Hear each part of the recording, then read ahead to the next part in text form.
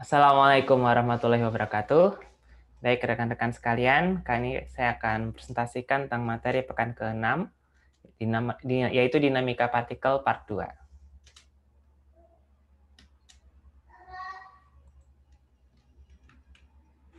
Pada kali ini kita akan membahas tentang gaya gesek dan gaya gerak melingkar, atau biasa disebut sebagai gaya sentripetal. Oke, pertama tentang gaya gesek. Apa itu gaya gesek? Jadi gaya gesek itu adalah gaya yang timbul ketika dua benda bersentuhan. Jadi kalau ada sentuhan dengan sesuatu, nah akan timbul gaya gesek. Ya, sama saja ya kayak kita berorganisasi. Nah, jadi ketika ada gesekan ketika berorganisasi, itu wajar, sesuai dengan hukum fisika. Karena ketika ada interaksi, ada sentuhan, maka akan ada gesekan yang timbul. Oke, itu intermezzo saja. Ya, intinya gaya gesek itu ya timbul ketika dua benda bersentuhan. Dan arah gesekan itu ya, berlawanan dengan arah gerak benda. Jadi kalau benda bergerak ke kanan, maka gesekannya ke kiri. Benda bergerak ke atas, gesekannya ke bawah, dan seterusnya ya. Kemudian ada dua jenis gesekan, ada gesekan zat padat seperti gambar ini ya. Ada kayak cerita kayak dua balok. Karena sebenarnya ketika kita lihat licin sekalipun, kalau kita pakai kaca pembesar, itu akan ada ya kayak ini ya, ada patahan-patahan ini. Di mana semakin banyak patahan itu, ya gesekan semakin besar. Nah, itulah yang menunjukkan apa namanya kekasaran dari benda ya. Kalau semakin kasar permukaan, maka akan semakin besar gesekannya. Semakin kecil, semakin licin, ya licin ya, berarti gesekannya kecil. Oke, itu yang pertama. Yang kedua, gesekan dengan fluida. Ya, fluida itu bahasa lain dari semacam udara atau cairan. Jadi udara maupun cairan itu bisa kita sebut sebagai fluida. Contohnya seperti kayak parasut ini ya. Termasuk juga gesek ketika tercelup di air dan jenis-jenis itu. Nah, namun kita cukup memfokuskan untuk gesekan zat padat saja. Kalau gesekan dengan fluida ini fisika yang lanjut ya, mekanika. Kita cukup fokus yang zat padat. Nah, untuk zat padat, ini ada dua jenis kondisi ya. Ada yang statis, ada juga yang kinetis. Oke. Nah, kalau digambar kira-kira seperti ini. Jadi misalnya balok ketika diberi gaya ke kanan, gaya eksternal, maka dia untuk kalau misal permukaannya kasar, maka akan ada gesekan ke kiri. Oke, kalau dibuat diagram kayak gini ya, ada gaya eksternal, ada gaya berat, ada gaya normal, ada gaya gesek. Nah, ternyata gaya gesek itu tidak tunggal nilainya, tetapi dia bergantung pada kondisi dan besar gaya luar yang bekerja pada benda. Nah, misalnya kayak gini nih. Misal kalau meja diem, balok ini diem, nggak dikasih gaya apa-apa, mungkin nggak ada gaya F. Nggak mungkin kan? Kalau dikasih gaya sedikit, apakah tiba-tiba dia ngasih gaya besar? Enggak dong, pasti dia akan melawan sama persis. Ya kayak grafik ini ya, statik itu maksudnya dia akan menyesuaikan dengan gaya luar yang diberikan. Semakin besar gaya yang diberikan, semakin besar pula dia melawan. Karena balok ini cenderung ingin diam, nggak mau diganggu. Oke, nah sampai titik tertentu kita sebut sebagai gaya statis maksimum, titik ini ya, titik ini, maka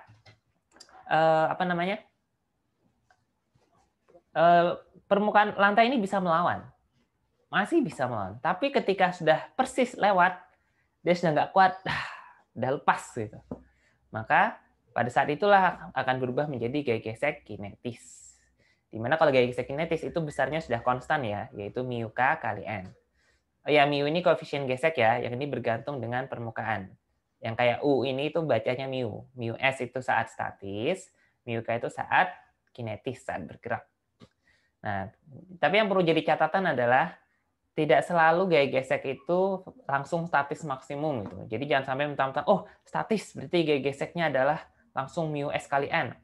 Nggak gitu. Dicek dulu berapa gaya yang bekerja pada dirinya. Nah, itu makanya saya kasih ini ya catatan khusus bahwa gaya gesek statis itu akan sama dengan gaya yang bekerja pada dia sampai pada titik Fs maksimum. Lewat dari itu baru pakai yang ini. Oke, jadi kalau dibuat grafik kayak gini ya. Jadi gaya gesek itu kayak fungsi sepotong-sepotong. ketika sampai statik dia berupa fungsi linear, fungsi yang bergantung f ya. Lewat dari itu dia akan menjadi konstan. Nah, ini perlu diingat baik-baik. Oke, nah sekarang kita ambil contoh kasus ya, gerak bidang miring. Kita mulai yang tanpa gesekan dulu. Nah, jadi pada kasus bidang miring itu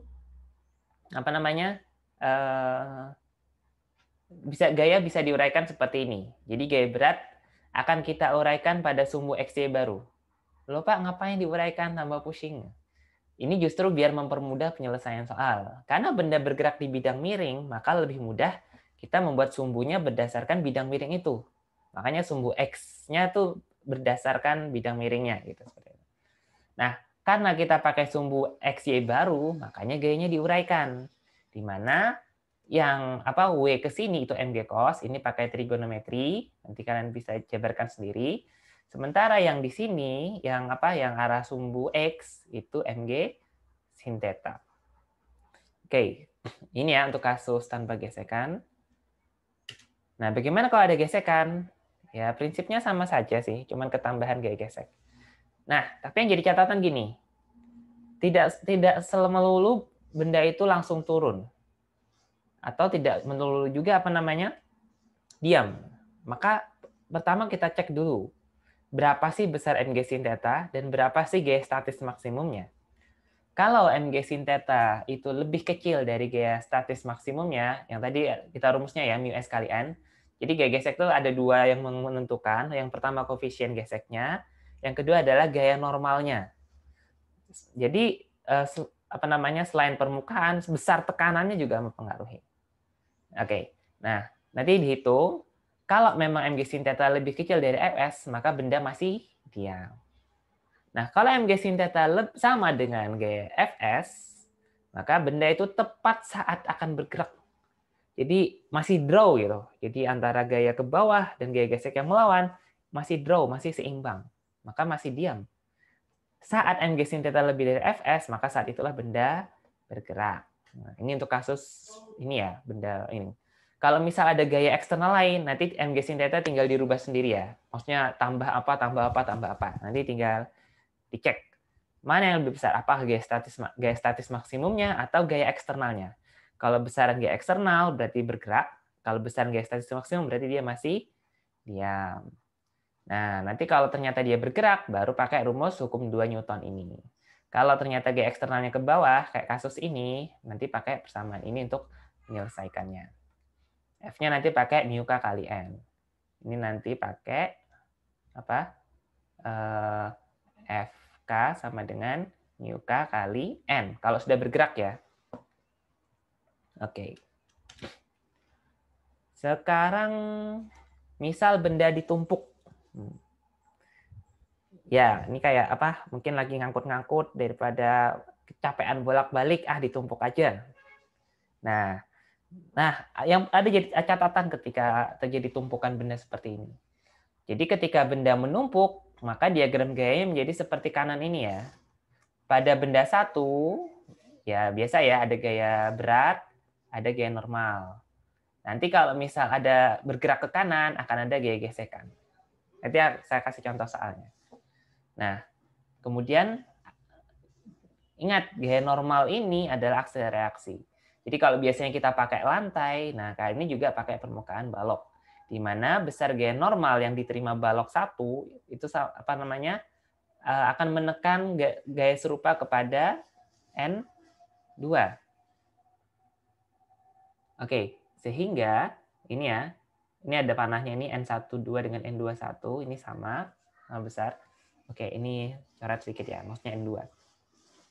Nah, sehingga Oke, ini penurunannya dari mana sih, Pak? Oke, aslinya dari hukum 1 Newton, sigma F sama dengan 0, maka pada balok 1 itu ada N1 min M1G sama dengan 0, makanya N1 sama dengan M1G.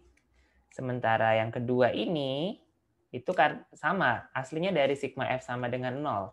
Tapi ini ada dua gaya, ada gaya berat dia sendiri, pertama ada gaya normal itu sendiri, gaya normal, ada gaya berat dia sendiri, tapi dia ketambahan gaya ke bawah oleh balok 1 tadi. Makanya dikurang lagi dengan N1 aksen ya, atau langsung aja lah M1G. Oke, sama dengan 0.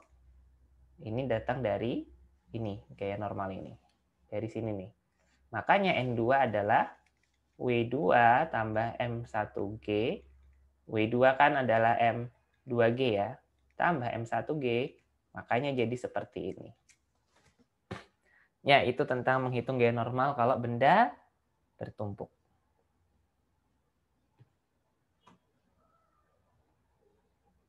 Oke, contoh.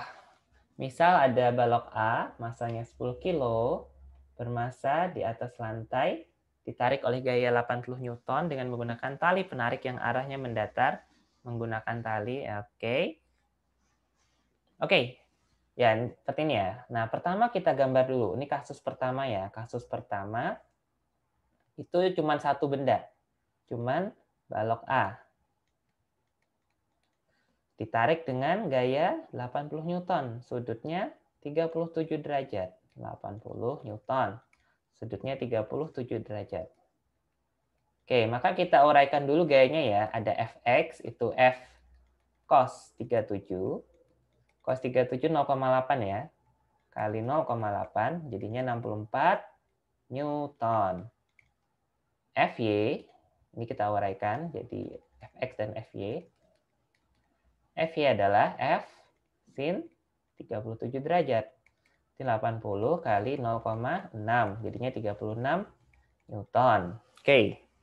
Nah, sekarang pada sumbu Y, kan nggak mungkin dong dia terbang, karena gaya beratnya ini kan 100 Newton ya. Ini kan kalau dibuat, W, berarti kan M kali G. 100 Newton kan.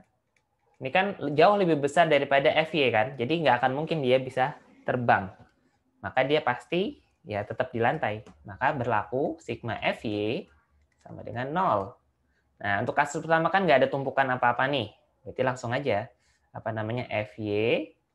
Oke, ini oh ya kita gambar dulu ya. Ini ada gaya normal, ada gaya berat, dan ada gaya Fy.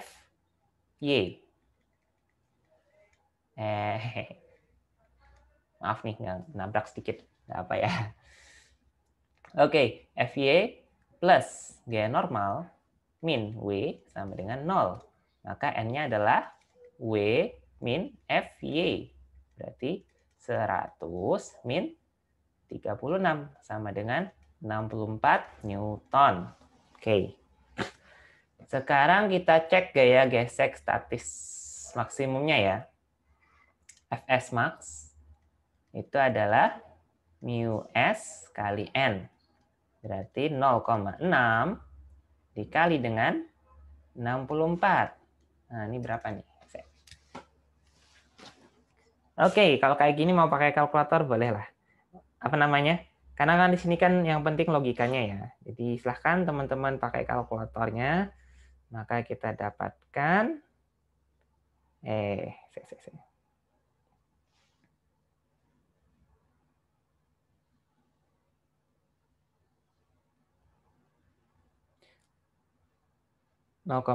kali 64, 38,4 Newton. Oke. Fs max-nya adalah 38,4 Newton. Nah, sekarang kelihatan nih, ternyata Fx lebih besar dari Fs. Apa artinya? Artinya benda, bergerak. Kalau bergerak, maka berlaku gaya gesek kinetis. Maka kita pakai sigma F sama dengan M kali A. Sigma F-nya adalah Fx min F adalah M kali A. Fx-nya kita dapatkan tadi 64. Gaya geseknya 38,4. Sama dengan 10 kali A. Nah, kita kurang. 64 dikurang 3.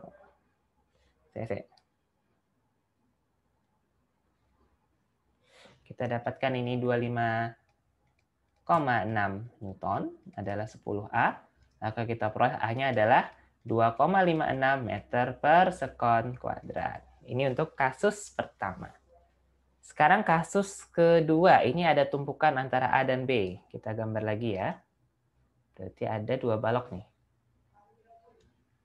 Ada A, ada B. Maaf. Oke, kita lihat lagi. B-nya berapa nih?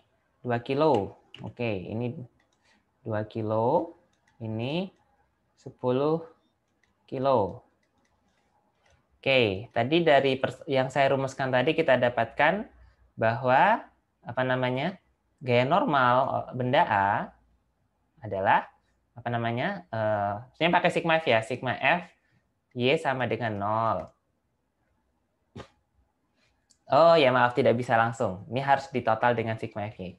Nah, sekarang kita cek benda A ya. Pada benda A, sigma F Y ya harusnya 0 dong, tambah berat gitu. Nah, FY-nya tadi apa? Tadi kita dapatkan ada berapa gaya ini? Ada 3 gaya ya. Ada FY, ada N, dan ada W, ada N lagi ya. Oke. Berarti ada FY tambah gaya normal yang 2 ya, N2 yang ke arah atas. Nah, dikurang dengan gaya berat benda A, dikurang lagi dengan gaya normal oleh B ke bawah ini. Ya, itu ya gaya normal N, saya tulis saja NB ya. Nah, ini NA saja lah, biar ini. Karena bagi benda A, gaya normal oleh B itu ke bawah. Nah, ini sama dengan 0. Maka kita peroleh NA-nya adalah WA tambah NB min FY. WA berat benda A, tadi kita dapatkan 100 Newton ya. Terus NB 2 kilo, berarti WB sama dengan NB. Ini apa? Berarti NB-nya tidak lain adalah 2 kali 10, 20 ya. Jadi kalau nggak disebutkan gravitasi berapa, langsung aja 10. 100 tambah 20 dikurangi, berapa tadi? 36. Oke. Maka kita peroleh, ini jadinya 84 Newton. Ya benar ya? Oh ya betul, 84 Newton.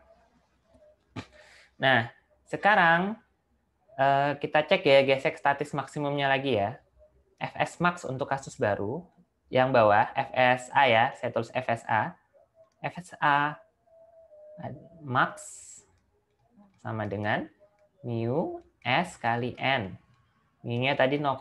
Ini termasuk kasar banget ya. Saya nggak tahu ini pakai apa ya, jadi bisa sekasar ini. 0,6 dikali dengan 84. Sama dengan, oh tapi udah kelihatan ya, Oh, kita cek dulu, kita cek lagi. 0,6 kali 84, kita hitung.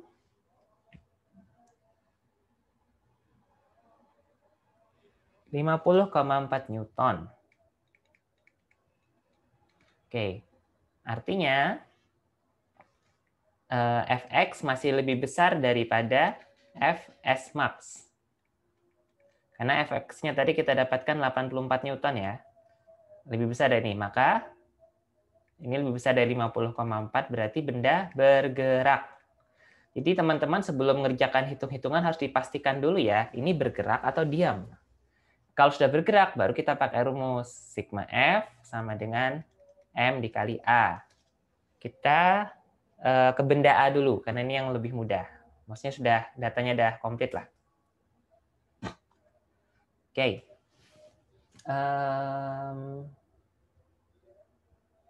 Oh, atau kita buat persamaan saja, nggak perlu dihitung, nggak apa-apa. Nanti kita main substitusi eliminasi.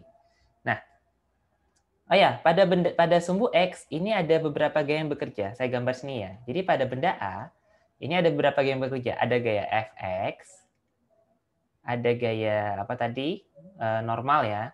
Terus ada 2 gaya gesek. Ini ada gaya gesek 1, Fk1, dan ada gaya gesek oleh permukaan atasnya, Fk2. Nah, jadi ini double ini yang gesek nih. Ada gaya gesek 1, ada gaya gesek 2. Oke, berarti ini keliru ya, harus dihitung, ada tambahan hitungannya. Karena dia mendapatkan 2 gesekan dari bawah dan juga atas. Oke, kita cek. Ini FSA max ya. Oke, kita cek dulu FS2-nya. FSB max itu sama dengan, oh sebentar, tadi asumsi bergerak ya. Oke, karena ini asumsi bergerak, berarti asumsi udah langsung ini ya, soalnya kan geseknya yang ditanya, ini nggak bisa langsung kita cek sekarang. Karena koefisiennya tidak diketahui di soal ini. Ini kan nggak dikasih tahu ya koefisien antara gesek benda A dan benda B, jadi nggak bisa kita cek. Jadi asumsi sudah bergerak aja ya. Oke, berarti ini main substitusi eliminasi. Yo, it's okay. Oke, nah kita buat persamaan satu persatu ya. Kita mulai dari benda A. Pada benda A ini ada, pada sumbu X ada 2 gaya. Ada gaya Fx dikurang FK1 dikurang FK2. Nah ini yang ditanya. Ini yang kita nggak tahu.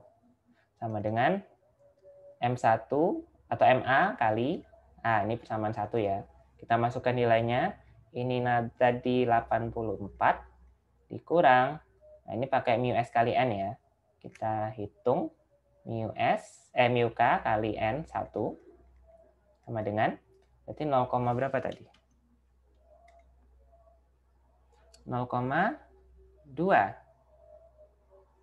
Nah, salah. Oke, ini ralat ya. Harusnya pakai mu K ini. Berarti ini keliru ya. Diralat. Oke, nanti saya ralat di slide-nya saya perbaiki sendiri. Tapi untuk rekaman saya lanjutkan aja ya. Mohon maaf ini tadi keliru. Oke.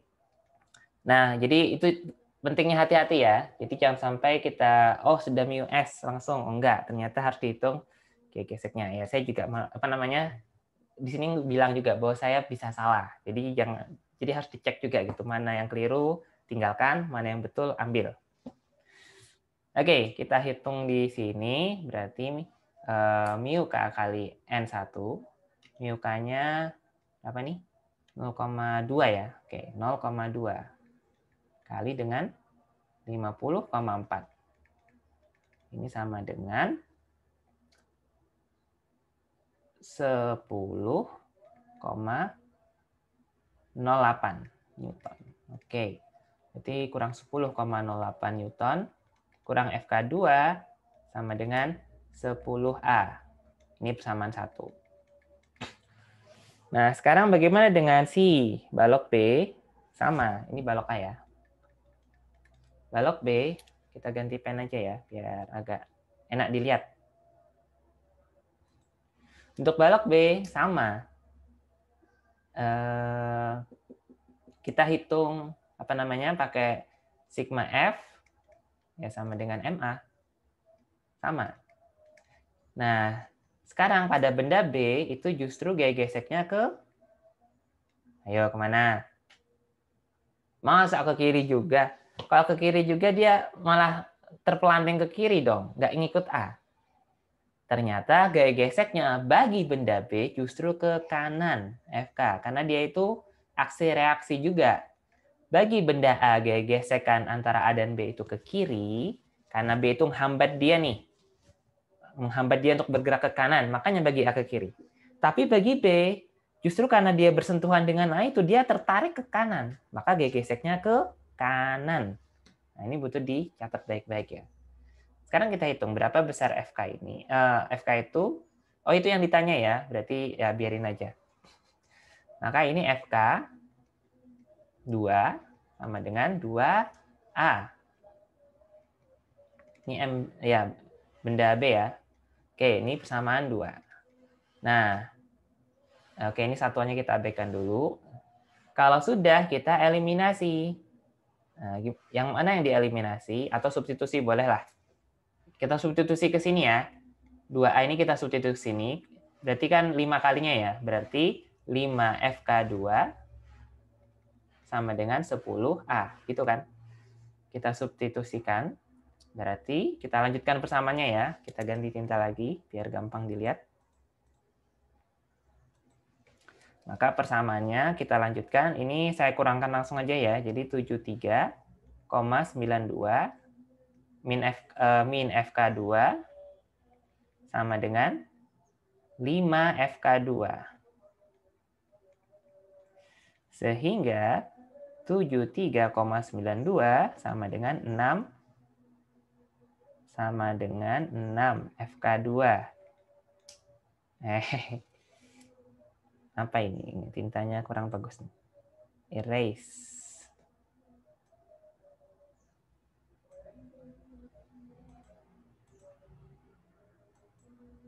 Oke. 73,92 ini sama dengan 6 FK2.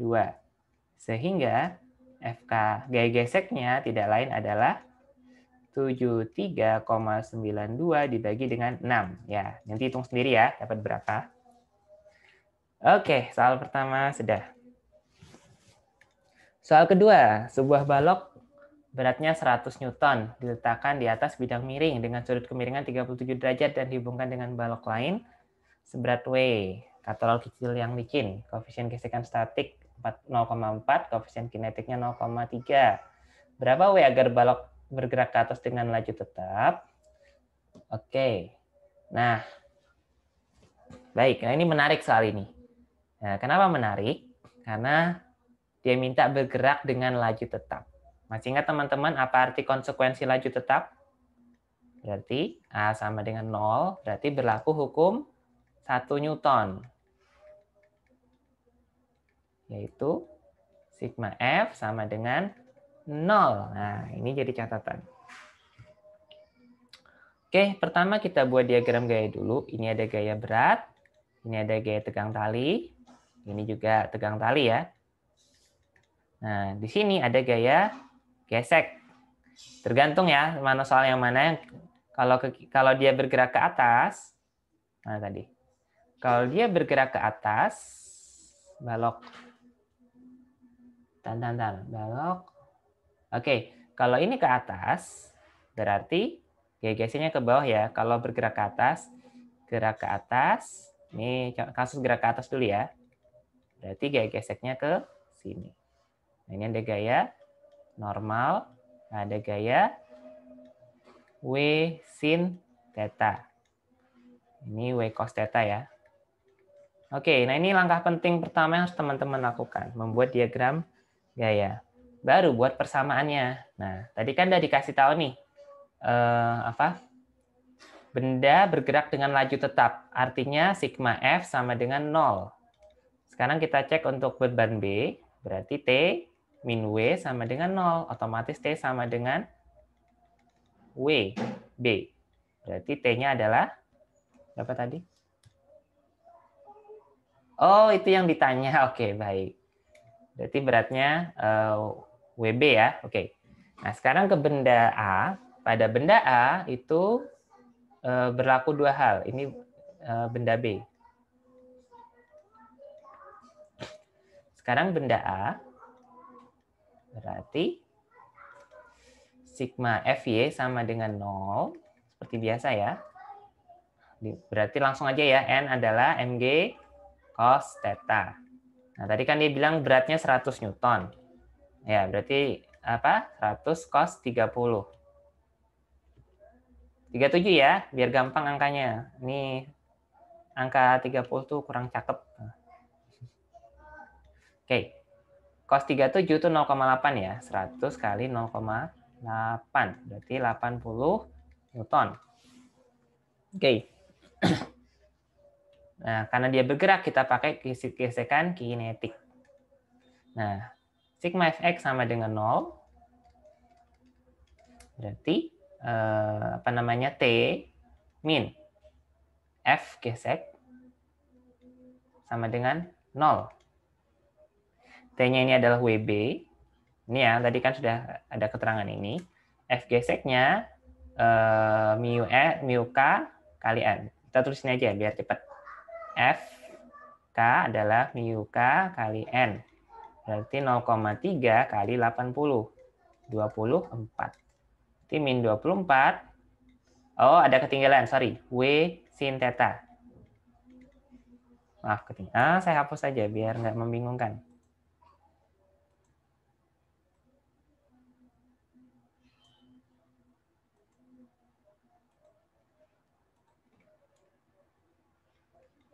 W min. Sorry. Astagfirullah, lupa.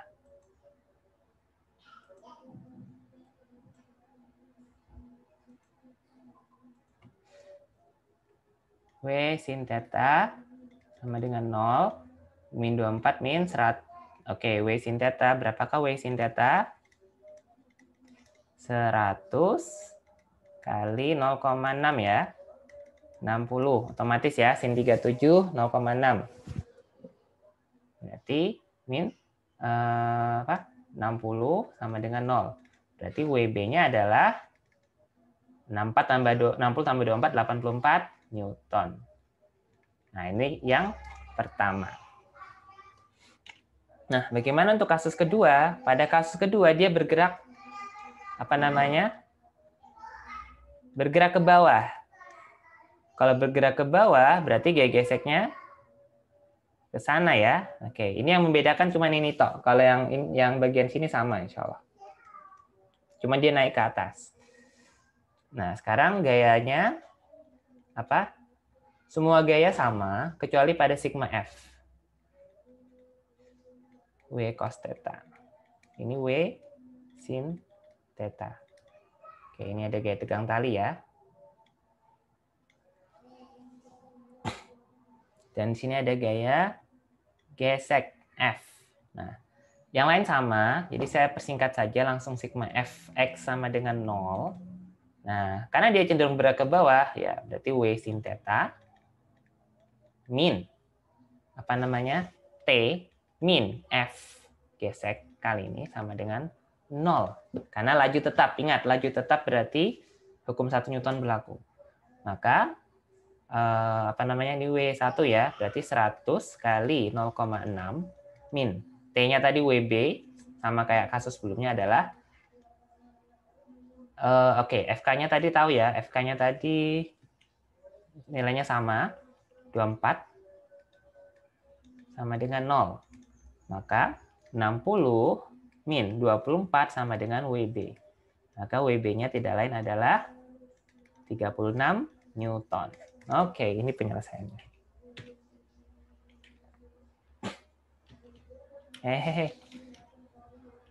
Oke, ya memang cukup panjang ya. Tapi kalau saya ringkas gini,